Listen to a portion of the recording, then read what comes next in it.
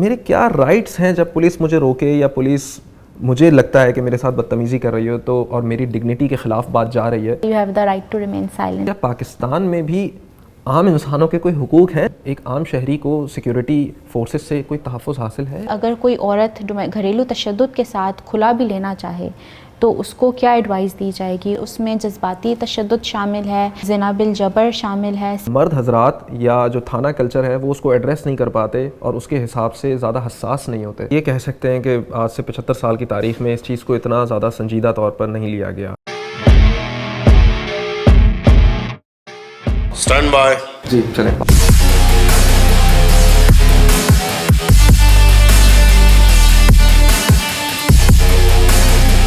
پاکستان میں آپ نے اکثر لوگوں کو بولتے سنا ہوگا کہ بھائی یہاں تو کوئی قانون ہی نہیں ہے، یا یہاں تو اندھا قانون چلتا ہے اور یہاں تو کسی کی پکڑ نہیں ہوتی.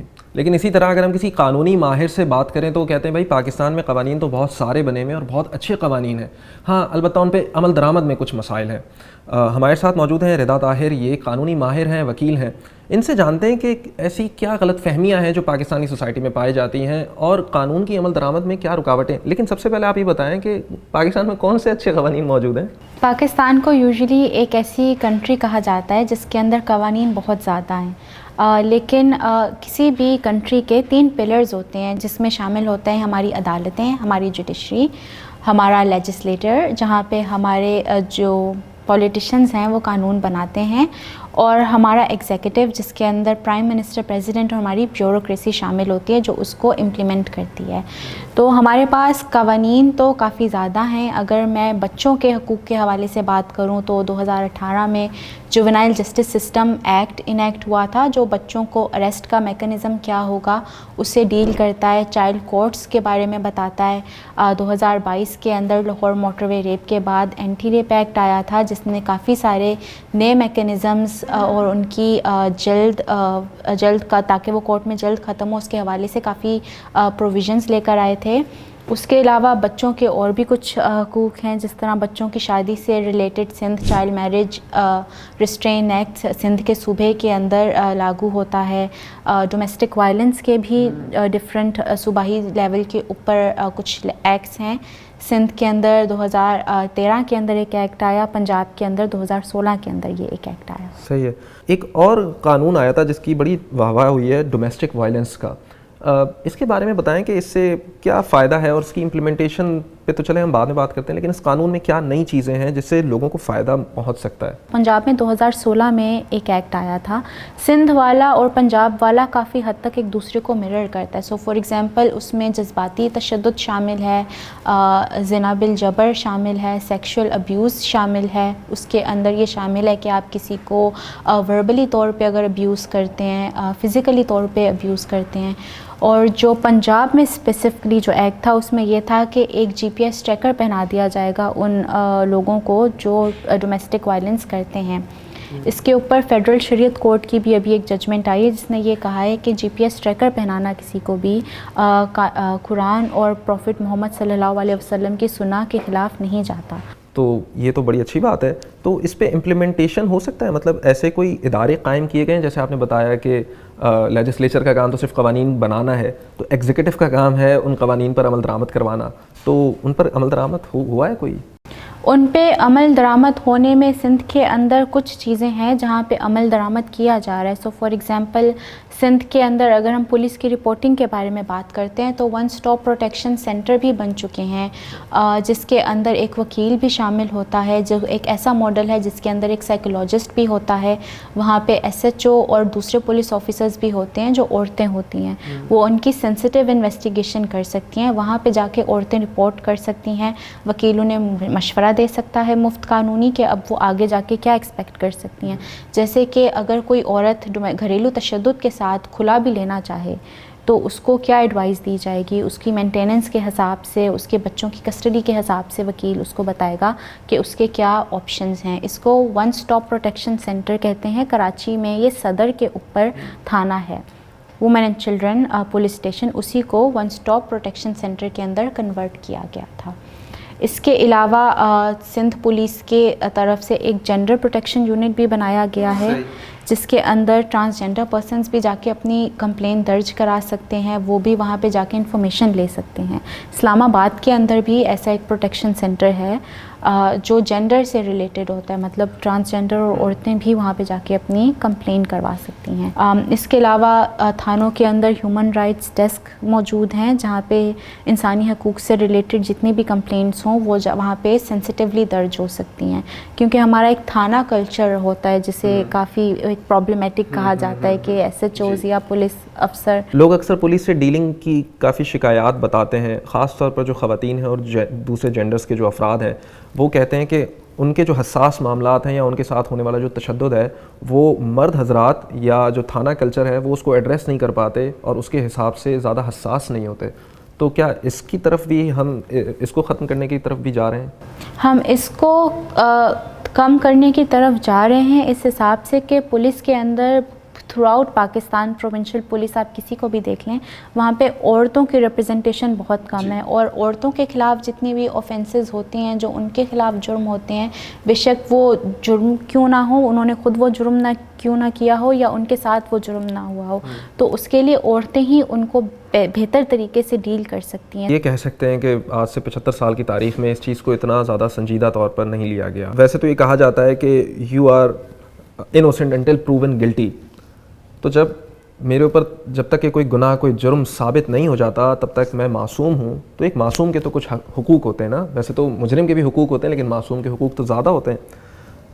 تو میرے کیا رائٹس ہیں جب پولیس مجھے روکے یا پولیس مجھے لگتا ہے کہ میرے ساتھ بدتمیزی کر رہی ہو تو اور میری ڈگنیٹی کے خلاف بات جا رہی ہے تو میں پولیس کے ساتھ کیا کلیم کر سکتا ہوں؟ فار ایگزامپل ہم نے ہالی ووڈ موویز میں اکثر دیکھا ہے کہ I am claiming my fourth, اور میں کوئی بیان نہیں دوں گا پولیس کو, میں کچھ بھی نہیں کروں گا, اور پولیس کا زیادہ کام یہ ہوگا کہ مجھے روک سکتی ہے بس یا پکڑ سکتی ہے اور عدالت کے سامنے پیش کرے گی.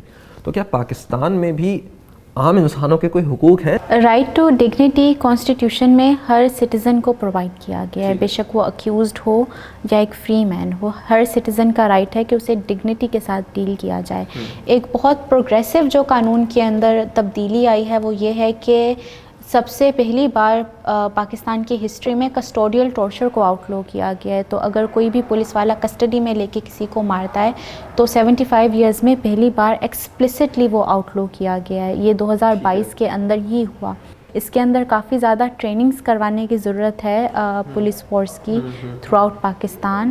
اور اس کے علاوہ جب آپ نے 4th امینڈمنٹ کی بات کی, یونائٹڈ اسٹیٹس کانسٹیٹیوشن کی بل آف رائٹس وہ گرانٹ کرتی تھی, تو لاہور ہائی کورٹ کے اندر ایک پٹیشن بھی فائل ہوئی تھی جس کے اندر یہ انہوں نے کہا گیا ہے کہ آپ میرانڈا وارننگ جو ایک لفظ ہوتا ہے, you have the right to remain silent, everything you say or do will be used against you in court.